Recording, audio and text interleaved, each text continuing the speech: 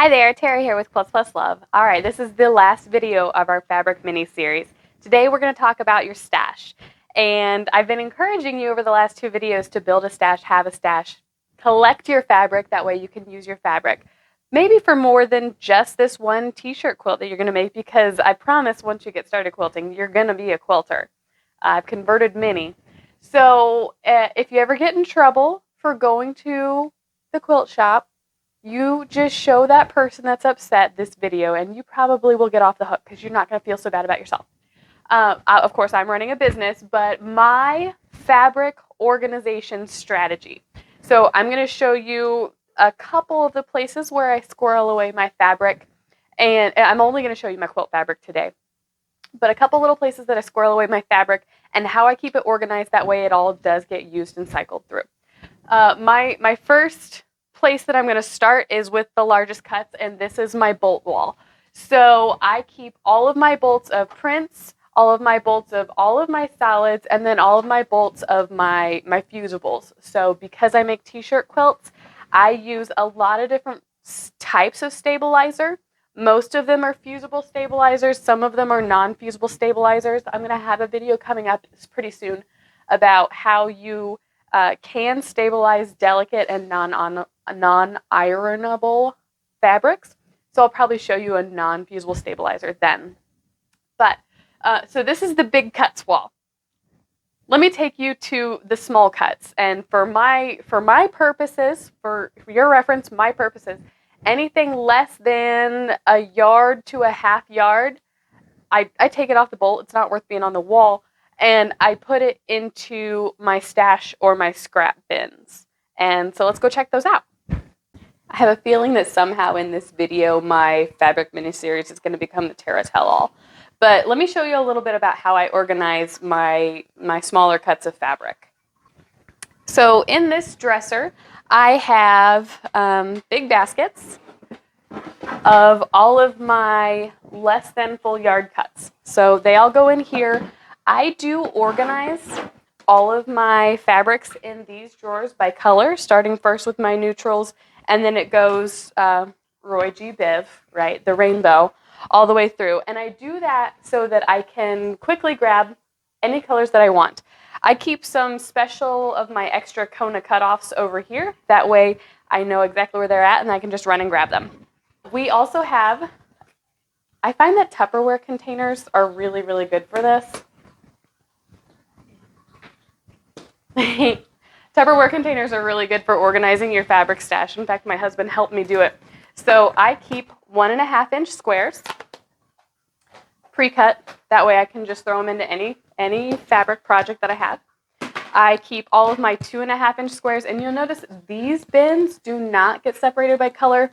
I don't really care enough to do it, and I'm in them so often that they all just kind of get rummaged through anyway. I do like to keep, you can see I think on this side, I do like to keep all my whites and my tone-on-tone whites together though. That's really the only color organization that I do in these small bins. All of my extra charm squares, so we talked about that in the first video. Any extra charm squares that you have from your charm packs, just throw them in here. Again, I think in the bottom you can see I keep all of my whites together there just because it's a really common color to have to grab if you're using that for your background. So then let's talk about, I didn't mention, any unused pre-cuts, anything I have not dug into yet, I always keep those together. And I keep them in a secret, special little squirreled away place. That way nobody really knows what I've got. And then I do keep strips. So I have a separate box for binding strips, you know, all your cutoff binding that you don't end up using for an individual quilt. I throw them all in there, and I reuse the colors that I use a lot because I'll just grab them and keep going. But I put my strips in one basket and my solids in another, 2.5-inch strips and 1.5-inch strips, organized just really by size and whether they're print or solid, because I dig through these baskets all the time, and there's really no keeping them in order because I use them so much. So then And actually, I just got a question on my Instagram about this the other day because I have started crumb quilting.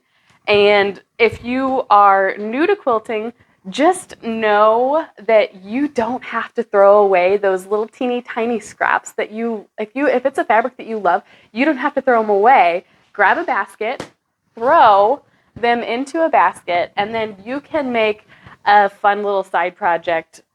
This is called a crumb quilt. You just join the pieces together. If you guys are interested in crumb quilting, it's kind of a little side hobby of mine. Throw a comment in the comments box below.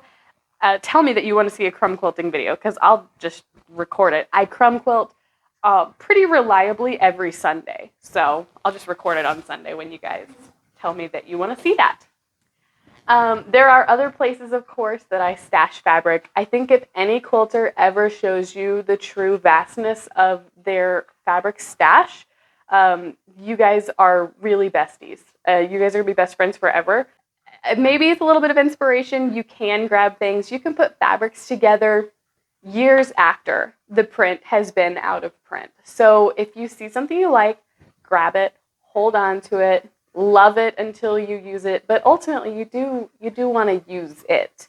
I think if anything, organizing your scraps, organizing your stash is the best way to actually ensure someday you're going to use these fabrics that you love. Because I can guarantee you, you don't love it sitting in that basket as much as you would love it as a quilt snuggling on the couch. All right. More tips, tutorials, and of course those free patterns, head on over to my website, quiltspluslove.com.